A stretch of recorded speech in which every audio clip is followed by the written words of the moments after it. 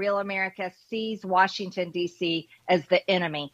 And if they indict President Trump on fake charges to go after him to try to stop the movement that they cannot stop, he is going to win 2024 in a landslide victory. And then we'll put him in the White House and he will finish what he started.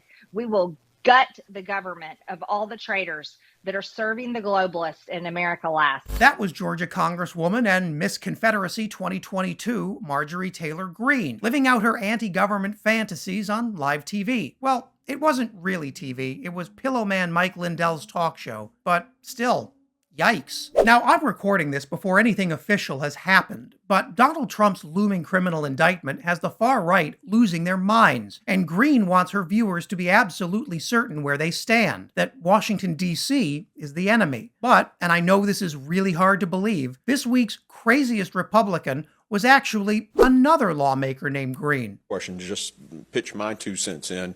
Daniel Ortega arrested his opposition in Nicaragua, and we called that a horrible thing.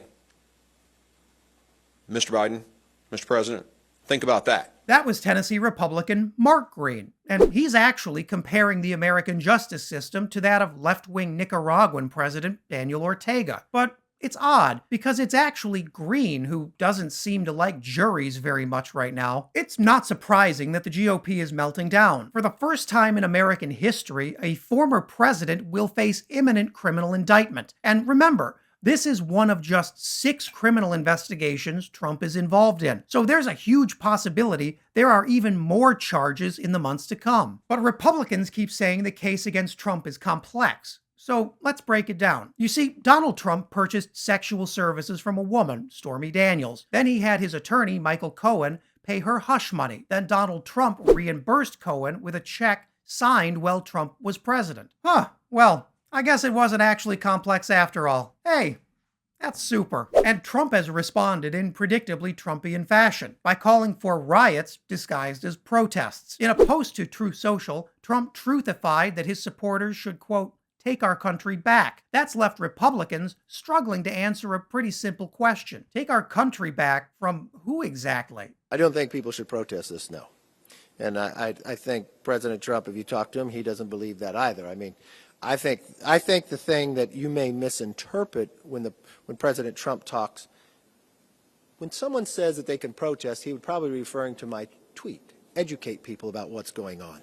He's not talking in a harmful way. And for right-wing mustard-stained Kevin McCarthy, the answer was apparently to pretend Trump just didn't say anything at all. In a trademark McCarthy response guaranteed to satisfy nobody, the speaker did his best to convince the media that Trump's call for protest was actually the opposite. You've just gotta, squint a bit to see it, I guess. And now House Republicans, including Jim Jordan and McCarthy, are gearing up to use their committees and your taxpayer dollars to obstruct every step of Trump's indictment. Here's Kurt Bardella with more. Well, I think, Jonathan, this is a very dangerous development where you have the Speaker of the House openly calling for congressional committees to be used as really an obstruction of justice vehicle for Donald Trump. And we've seen to this point almost every activity conducted by the Judiciary Oversight and the so-called Weaponization Committee has been to go after the president, the former president's political adversaries, the current president and his family. And so now they're going to take it to another level to meddle with the district attorney in Manhattan's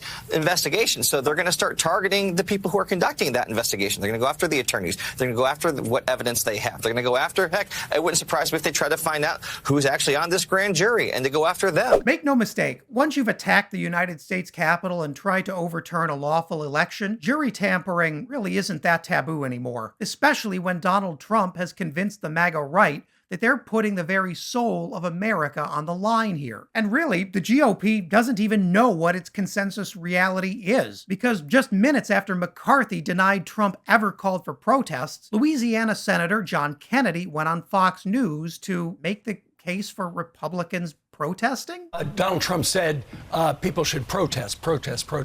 Ken McCarthy came out and said, don't protest. Where do you come down on this?